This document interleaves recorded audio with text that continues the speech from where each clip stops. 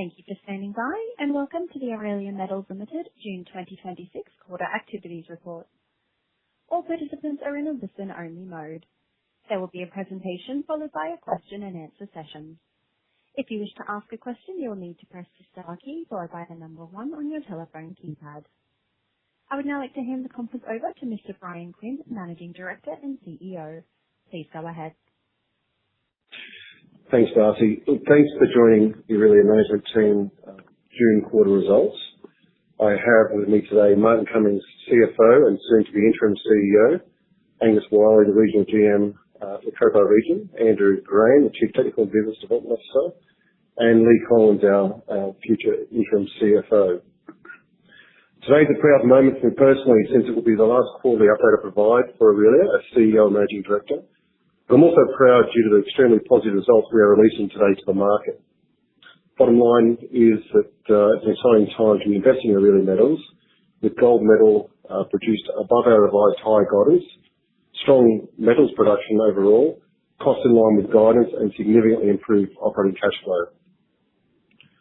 Over the last few years, Aurelia has been on a deliberate strategy to grow our business in metal production and transform the portfolio, deliver operating excellence across our operations, strengthen the balance sheet through a refinance supported by a credible life of mine plan, generate strong operating cash flow from the operations quarter on quarter, fill our mills with high quality ore resource from the Cobar region to maximise value for shareholders, which I continue to say we have filled our mill and in FY26, which has been a core strategy for Aurelia and allows us to operate at full potential.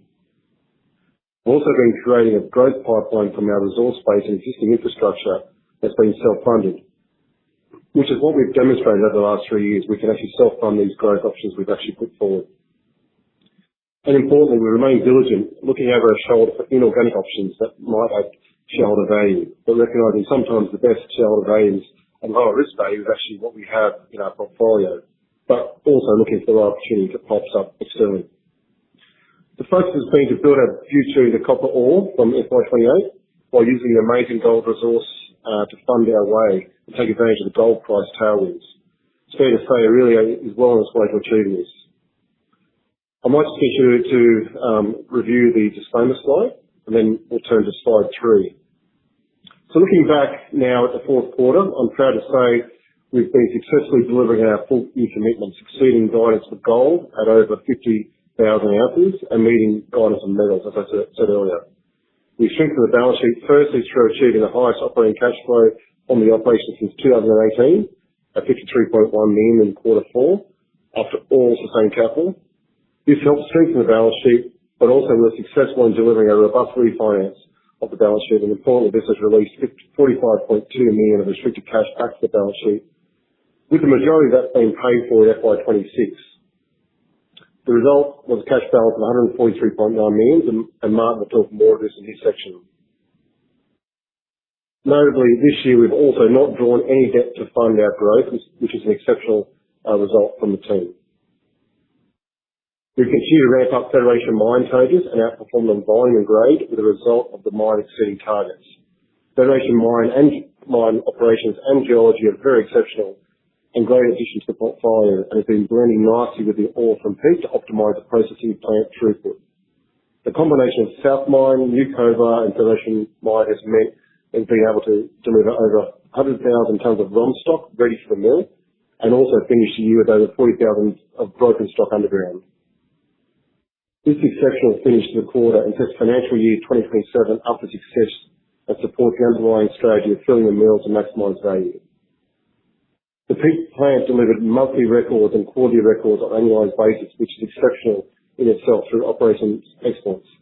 But in addition, they've done this while achieving excellent recoveries.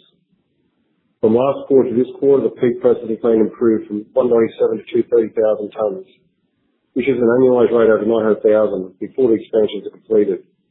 More notable, it has been achieved while we've been doing brownfield expansion around the processing plant. We continue to successfully deliver our Cobar optimisation projects and Great Cobar projects in line with schedule. We announced on the 9th of June the commissioning of the water thickener, which will assist reagent recoveries, copper recoveries and improved tailings management, and the ball mill project is progressing well, also in line for commissioning in Q1 of 2027. The Great Cobar project is continuing to develop the decline towards the raise bore shaft chamber and remains within scheduled targets, and complete a complex ventilation changes to set up the decline work until the fresh air raise is completed. We released a positive and exciting results from exploration with the maiden resource of New Occidental report to the market on the 16th of June 2026, which is an amazing project which will deliver 32,000 ounces of gold with a capital cost of 3.3 million, subject to the feasibility study being completed and approved. And this will not displace the raw ore feed, but will provide incrementally on top of the 1.1 to 1.2 million tonnes planned. And lastly, this quarter we released some positive news on the earning agreement with Legacy Minerals, which are leases directly adjacent to Aurelia, and in particular our processing plant. Andrew will talk more of this soon. So despite the challenging geopolitical environment and inflationary pressures externally, we've been able to manage the costs to remain in line with guidance across OPEX and CAPEX, and Mark will talk more of this. Safety is a core value that underpins what we do. We've actually had too many hand cuts and slips and trips this year, and although we had some improvement in this last quarter, the overall results for the year have been disappointing. But I'm confident the teams and management will continue to use the tools and processes to stop this from happening. We successfully rolled out behaviour-based safety in financial year 2026 and refreshed our failure risk controls. So I'm sure the team will get back on track and take more care before starting to work to prevent more injuries from occurring. We want people to go home to their family every day without injury. It's fundamental. So with the tools and with the processes we have in place, I'm sure that we'll be back on track and these injuries will be prevented. I'm going to hand over to Martin now, who will then run through the pack. Thanks, Brian, and good morning, everyone. So turning to slide 4, and as Brian has introduced, this has been a very strong finish to FY26 for us. Gold production was a standout. Our original guidance range of 35,000 to 45,000 was revised higher to 45,000 to 50,000 ounces in the March quarter, and we ultimately finished just above the top end at 50.4 thousand ounces. And this was driven by a prioritisation of high-value gold ore at peak, supported by strong recoveries through the plant and our increasing mine volumes from Federation. Our copper production at 2,500 tonnes was inside the bottom end of the revised guidance and was accompanied by strong results for zinc and lead production, which remained within the original guidance ranges. Our group operating costs did finish in line with the top end of guidance, but was consistent with the ramp-up in activity underway across the business. Firstly, we have deliberately invested in labour, equipment and contractor support to debottleneck our mining, particularly at peak, which supported a strong lift in mine tonnes and the build in ore stockpiles. Federation costs were also higher, but that is in part driven by the outstanding performance achieved this year, with mine tonnes approximately 30,000 above what we planned. Secondly, labour availability continues to be a factor across our sector, and we have engaged some roles with higher cost contractors where we've been unable to source employees directly. These contractors often require associated travel, accommodation and mobilisation costs. Thirdly, our higher production, sales and stronger commodity prices this quarter have naturally resulted in higher royalties, concentrate transport and refining costs, and our third-party smelting and refining charges. And finally, our diesel and freight costs have also been higher, particularly at Federation, which isn't connected to the electricity grid. The June quarter also included higher freight, transport and charter flight costs. While price has been an impact, pleasingly there have been no interruptions to our supply chain for diesel, which is operating as normal. So in summary, while costs did experience some headwinds from higher input costs, a significant part of the increase was driven by higher production, our focus on mining smaller but higher grade gold stopes at peak, our desire to maximise our ROM stocks ahead of the plant expansion, and our above plan performance at Federation. Our sustaining capital of 58.8 was towards the upper end of our guidance range, reflecting ongoing investments in our fleet and our processing infrastructure to de-risk operating performance. And gross capital of 50 million was within the revised range of 45 to 60. The Great Cobar project is tracking in line with the original spend plan, but there were some capital spend for the process plant upgrades that shifted to early FY27, particularly for the ball mill. And finally, our exploration programs continue to deliver exciting outcomes, as Brian mentioned, which Andrew will talk to in more detail. For FY27, we will continue to focus on prioritising these high-value gold stopes in the Peak South mine that will support strong gold production. We are in the process of finalising our FY27 guidance and expect to release it with our FY26 financial results in late August. So turning now to Peak on slide 6, and as I said, it was a very strong finish to FY26, with mine development higher at 1,528 metres and ore mined increased to 160,000 tonnes. The key driver was that productivity work focused on resource and production drills, which resulted in sharply improved drilling rates and mining rates. And this was supported by improved equipment availability and better access to developed areas, resulting from investments in additional service crews. The plant performed really well with a record 230,000 tonnes processed in the quarter, up from 197 in the March quarter. But just as importantly, our recoveries remained strong, with gold, zinc, lead and copper recoveries all holding as throughput increases. But the real story of this quarter was the ability for us to materially increase our ore stockpiles. The combined Peak and Federation ROM stocks increased to 104,000 tonnes at quarter end. In addition to these surface stockpiles, Peak had more than 40,000 tonnes of broken stocks underground. And this is really important as we now have over 1 month of processing capacity sitting in front of the plant, ready to be processed as the throughput expansion projects come online, which really de-risks our ramp-up profile for the processing plant. Moving on to slide 7 at Federation. And it was a fantastic year for Federation, with mined ore in this quarter increasing to 112,000 tonnes. You can see quarterly that the mine has been ramping up in a sustained and controlled manner, but ultimately the most pleasing outcome was that above plant performance. Grades were significantly higher this quarter, which is driven by the mining sequence. We'll continue to see great performance like this at times from certain areas of the mine as we mine deeper into the ore body, informed by our focus on infill drilling, which gives us confidence in our resource models. But the broader trend through FY26 is clear. Federation is now a key ore contributor to the processing plant, with grades performing well as we mine further into the ore body. Our focus for FY27 is to keep lifting those mining rates, advance the decline further, establish those additional drilling platforms deeper in the mine, and lower our operating unit costs. Turning to slide 9, and there has been considerable progress this quarter on plant upgrade projects that are key to our strategy of increasing Peak throughput capacity from 800,000 per annum to 1.1 to 1.2 million tonnes per annum.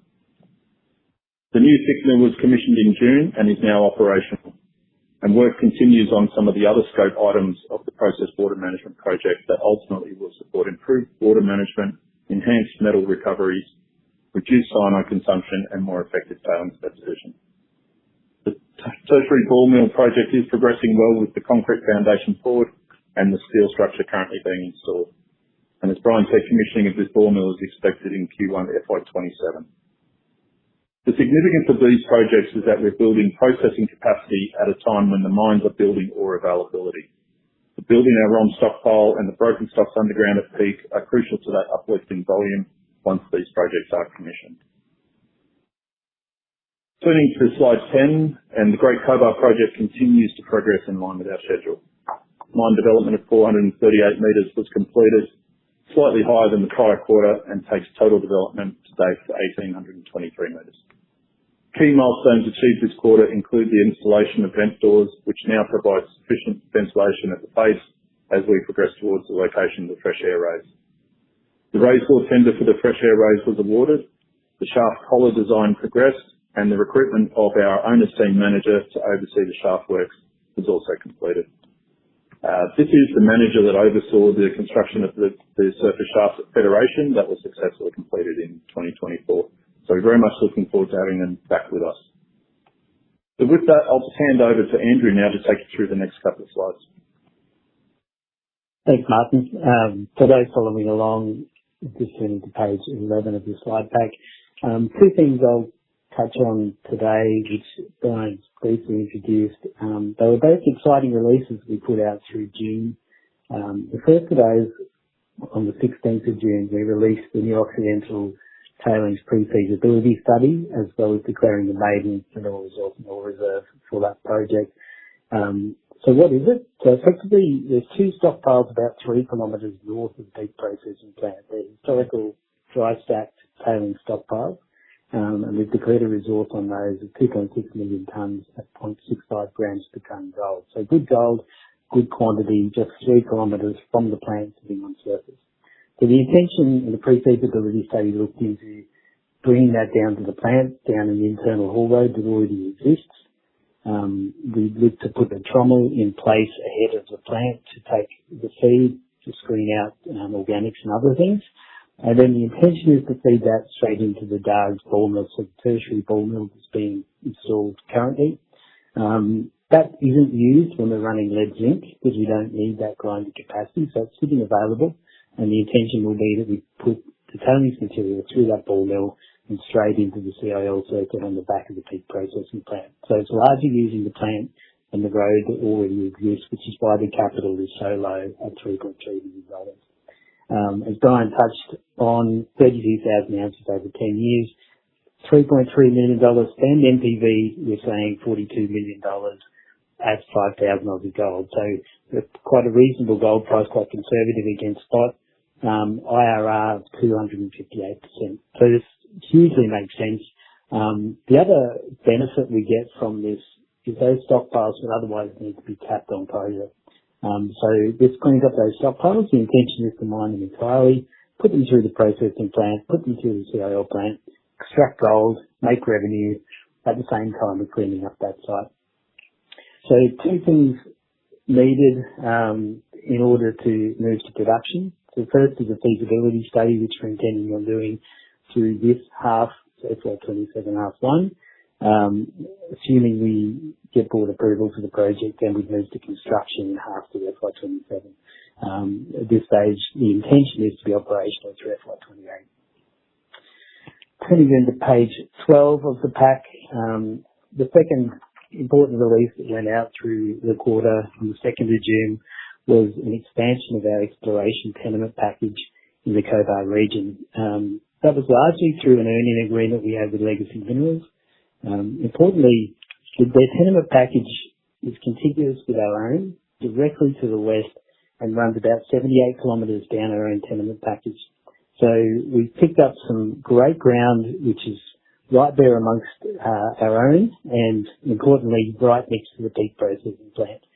There's also some interesting structure on those tenements, so the Mert fault as well as the CSA fault, and it's ground directly south of CSA. So it's a two-stage earning. The first stage over 2 years is to spend $500,000 for 51%, and the second stage over 5 years from signing, spending a further $1.5 million to go to 90%. The other thing in that release that we announced, and you can see it on slide 12 in the orange shading, is we picked up 2 vacant tenements, applied for those, and were granted those, which fit very well with the work that we're doing in the region. So going forward on the new tenements, as well as some of our own, the intention is to fly Falcon airborne gravity in the coming months. So we're in the process of finalising that engagement at the moment, and that'll cover quite a piece of the legacy ground as well as some of our own ground that we didn't fly in that previous flight. Pass back over to Martin then, who's going to talk through the balance sheet. Thanks, Andrew. So I'm now turning to slide 14, which shows our cash flow, and it really has been a fantastic quarter in terms of operating performance. The completion of the refi, which resulted in cash increasing from $94.7 million at the end of March to $143.9 at the end of June. As we mentioned earlier, Cobar region operating cash flow was $53.1 million after sustaining capital, which is the highest quarterly operating cash flow result since 2018. The revenue result was supported by strong metal production and sales that I discussed earlier. Gross sales revenue increased to just under $161 million, with 55% from precious metals and 45% from base metals. The refinance was completed in June, resulted in a release of $45 million in restricted cash. You will note in the chart there's a net movement of $36 million, which relates to the timing of some cash backing that happened early in the quarter. before that 45.2 million was released in June. But along with our strong cash balance, I'm really thrilled that we were able to achieve in the refinance having such high quality partners in Citi, Credec, which are our agent for Swiss Re, and HSBC, which is testament to their confidence in our business and their desire to partner with us. We now have a larger, longer term performance bond facility and revolving credit facility at significantly lower cost. And crucially, these facilities have no limit amort or cash backing requirements for the terms of each facility, which means we get access to that balance of each facility for the term, providing us with high flexibility as we execute our strategy. So in summary, we now have our operations generating meaningful cash and ramping up volumes, and our financing structure is now in place with a high quality syndicate who can support our next phase of growth. And that does really provide us with flexibility now to consider our forward capital management plans. So moving on to our key focus areas, and for FY27, our priorities remain clear. We will continue to safely prioritise the highest value production and cash flow outcomes, particularly for gold, which has been central to our FY26 result. We will progress the peak processing plant expansions to commissioning to lift our throughput rates, and will benefit from the ROM stockpiles that are in front of the plant to support that higher rate this quarter. We will seek to maintain momentum we have in Federation in terms of mining and lowering our operating unit costs as we move deeper into the ore body. At Great Cobar, we'll focus on progress in line with our plan, with this project the primary contributor to our copper ore future. And finally, we will ensure we have a strong balance sheet while also assessing organic and inorganic growth options. So in summary, as I take over from Brian for this next period, I will benefit from the work he has completed over the past 3 years to take Aurelia to a position of strength. Getting the Federation project restarted, constructed, and now in production, progressing to approval and the commencement of development at Great Cobar, and the commencement of the peak project plan expansions that are now well underway were all achieved during his tenure. And to bring all that together was the creation of the Cobar Basin operating model and the development of our management operating system. For FY26, it was a strong year. We delivered gold production above revised guidance, base metals within guidance. Our cash flow was the highest quarterly result since 2018, and the balance sheet is stronger following the completion of the refinance. We are well set up for FY27 with a clear set of growth projects in execution. So thank you. I'll hand it over to you, Brian. Yeah, thanks, Martin. We might move to questions, so we'll pass back to Darcy, and then I'll summarise at the end of the questions. Thanks, Darcy. Thank you. If you wish to ask a question, please press star 1 on your telephone and wait for your name to be announced. If you wish to cancel your request, please press star 2. If you're on a speakerphone, please pick up the handset to ask your question. The first question comes from Adam Baker with Macquarie. Please go ahead. Good morning, Brian and team. Thanks for the quarter. Just firstly on operating costs, a little bit higher. You noted some of those reasons due to, controllables from investments in contract labour and increasing stockpiles, and then you also tend to have a bit of higher operating costs due to the escalation in diesel costs and, royalties, et cetera. Just wondering, how much of this escalation in operating costs is I guess, controllable versus uncontrollable, like heading into FY27, is 95 million the new normal, or, is there still kind of work to do or scope to get this level back down again? Thank you. Yeah, hi Adam. I'll take that one. So look, as I said, we'll come out with our cost guidance in August around what the operating cost looks like for FY27. There's probably of the increase this half, we did make those this quarter, we did make those concerted efforts to really build that ROM stockpile, get that contract labour in. Not all of that contract labour stays around with us. This is about building those ROM stockpiles to get us to the point where we can turn the plant expansion up. We are looking at hopefully a lower, longer term diesel price going forward. But as I say, And probably the last bit is we did do more operating development at Federation, as I said, which reported operating costs. So we'll come out with that, but not all of these costs are sticky and stay around. Okay, that's clear. And yeah, you hinted, I guess, on the prioritisation of the gold scopes heading into FY27 as well. Just wondering if you could talk us through the change here and, I guess how does that potentially change versus the 3-year outlook that you provided in June last year? Yeah, I guess when we put the outlook out last year, we had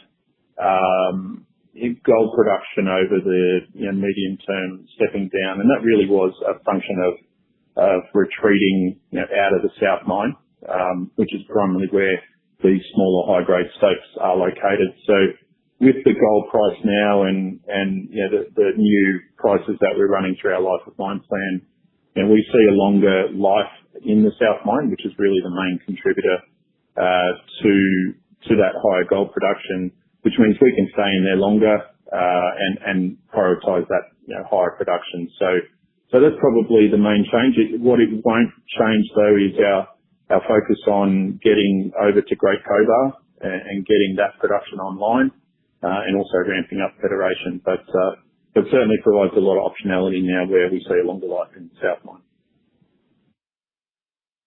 That's clear. Thank you. And might just take one more in, just on Federation that, appears to be going pretty well. I mean, referring back to the older outlook, I think the target was 320 to 340 for FY26 and, you managed to deliver 360.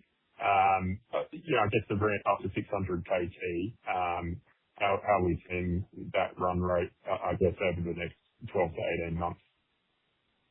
Yeah, so I'll hand over to Angus in a minute, but just to introduce, I mean, we are still focused on ramping Federation up, but I guess, as I say, with the additional life out of the South Mine, it really lets us optimise at the process plant rather than at the mine. So we have that optionality now to match the Federation mining rate to the spare capacity in the Peak plant, given there's that additional material coming out of the South Mine. But Angus, I might just hand that one over to you for any other comments. Look, certainly, yeah, we now have the flexibility with ore streams from the North Mine, the South Mine and Federation, and with the large stockpile on the ROM, we are able to focus on the areas each month that provide the best value for the business. And as we said, we're mainly focused on copper and gold, for example, last month, and we'll continue that gold focus and providing the best value to the business through blending those different options. But yeah, certainly Federation continues to ramp up next year. We continue to push that decline down, as Brian and Martin touched on. Yeah, thanks, guys. And thanks, Brian, for the effort over the last few years. If you're not here for the call next month, not sure if you are or not, but thank you. Thanks very much for the questions. Thank you. The next question comes from Peter Palmady with Shaw and Partners. Please go ahead.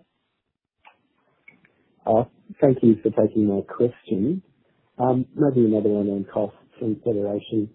Can you give us an idea for connecting to the grid, timeframe for that and the cost of that, just to mitigate some of the higher diesel prices that you're seeing there? Peter, so we'll continue to run Federation on diesel power. It's not a feasible option to connect Federation to the grid. Okay.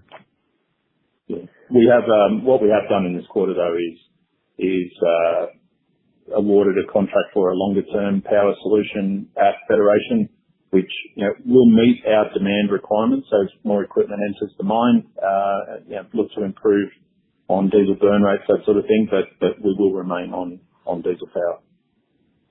Yeah, okay. Thank you.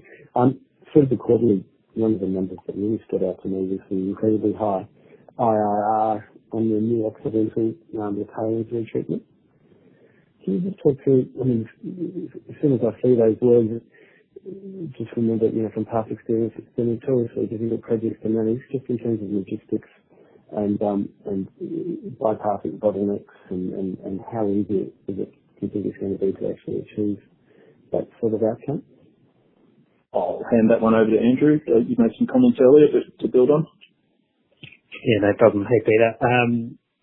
Yeah, the IRR is extremely high when you run it through a model, basically because the capex is extremely low. So the real benefit to New Occidental is we're not doing much at the plant. We really just need to find a way to get it into the plant, which is the funnel.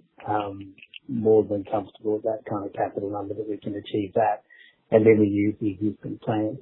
The other key differentiator of this project against typical, when you do that tailings reprocessing, it's not a wet tailings dam. Now, these are effectively dry stack tailings sitting there in 2 piles, ready to be excavated with digger and some trucks. The haul road already exists. We've already hauled material down that road when we did the bulk sample. So that, in effect, has been proven. So we're pretty comfortable with this whole arrangement for the project. All right. Thanks for answering the questions, and congratulations to you all on a really strong quarter. Thanks, Peter. Thanks, Peter. Thank you. Your next question comes from Paul Kaner with Ord Minnett. Please go ahead. Yeah, hi. Thanks, Brian, Martin and Andrew. Just a couple of questions, if I may. Firstly, just on that large stockpile that you've built up to help deliver into that step change in milling capacity. I see there's a bit of Chesney material included in that stockpile. Any sort of metallurgical concerns on processing some of this older material, or is the peak mill kind of set up so there shouldn't be an issue? Yeah, Paul. I might hand that question over to Angus to respond. Yeah, certainly, Paul. The mill's capable of handling it. At the moment, we want to reclaim that material as part of our environmental and rehabilitation requirements. But it certainly has valuable ore in it. So we've done a lot of site test work through the last year on that processing parameters there, and we'll aim to process that later in the year. So certainly don't have any great concerns with that material, but again, it's historic tailings that we will be reprocessing.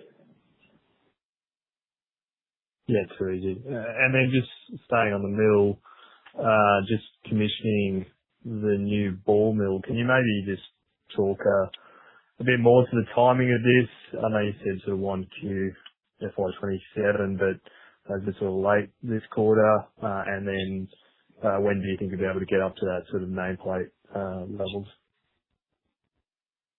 Thank you. Aim to be working towards those nameplate levels. As Andrew touched on earlier, we don't need that capacity for lead zinc, and we have a very large stockpile of Federation lead zinc material on the ROM already. So we'll continue to push the throughput rates with that material. Then, the ball mill is September. We're aiming commissioning, so we'll have the cyclone pack is a key piece of work there at the moment. The ball mill itself, installation of that onto the structure shown in the pictures will commence this week. Yeah, no dramas. That's it from me. Thanks very much. Thanks, Paul. Thank you. Once again, if you wish to ask a question, please press star 1 on your telephone. The next question comes from Paul Hissey with MA Financial. Please go ahead. Oh, thanks, guys. There might not be the right person in the room to ask this question, but in a market that seems to attach a pretty significant weighting to leadership, I'd just like to drill you guys a bit, if I can, on the CEO replacement. Obviously, Martin, I appreciate you're about to exit the building. But this was announced back in January. I'm just sort of curious, has the board had a challenge trying to find a replacement, or is it taking longer than was expected? I was just curious if you could provide any sort of commentary on that process, please. Yeah, sure. Thanks, Paul. Look, the board has been progressing search, and it actually is well advanced. So that's been going well, and there's been definitely a good list of people who have been looked at in that role. So it hasn't been a shortage of people who would be attracted to this role. But obviously it just takes time to get the interview process, the person being available for interviews, the reference checking, and all the other details. So look, it is well advanced, and it'll be sort of coming out in the near future. So it's not an overly delayed process, I wouldn't call it. Yeah. Okay. All right. Thanks. Thanks, Brian. Thanks, Paul. That's it. Thank you. We have a question from Daniel Roden with Jefferies. Please go ahead. G'day, guys. So just wanted to, at the risk of repeating, just wanted to follow up on Adam's question on peak setup. And I guess the scopes that you've going back to the high grade scopes, you've known about them for a little while now, and I note your commentary that it's reflective of higher gold assumptions through your model. Just wanted to, I guess, unpack that a little bit more, and I guess what you're seeing from an NSR perspective. Clearly, you're seeing more value in those scopes. Is that on a relative basis to some of the base metal scopes that were in the original 3-year outlook, or is it more a reflection on, I guess in your internal modelling, you're seeing the gold strength as more transitory, so you want to get in there and maximise that value early, or is it genuinely just a higher NSR block that you're looking at the moment? So just trying to unpack how you're thinking about operationally the flexibility in the underground mining plan through FY27. Thanks, Dan. Angus, do you want to start with that one? Yeah, look, certainly, it is that the underlying gold assumptions that we've passed through the model have increased the NSR of those areas. So they do still have some base metals associated with those stopes, but the gold is the key driver of value in those particular areas. In a lot of cases, they are small stopes, so there's more work and more labour per tonne to turn those over. But with the current commodity prices, we're certainly taking advantage of the opportunity with the high gold price. That those are clearly good margin stopes, and it's worth the effort to get back into them. So there is flexibility in that schedule. We're not cutting anything out. We are prioritising in the right areas and in sequence, and we're not taking anything out of sequence in that process. And it might be worthwhile highlighting too that when we did the LOM life of mine planning process back in January, February, this is when the pricing models went through the plan, and these highlighted the opportunity which we've obviously commenced. So no, it's not high grading. It's not taking anything out of the plan for the future. It's just I guess a modification to the sequence to optimise value based on the LOM sort of findings we've done with the team. Does that answer your question?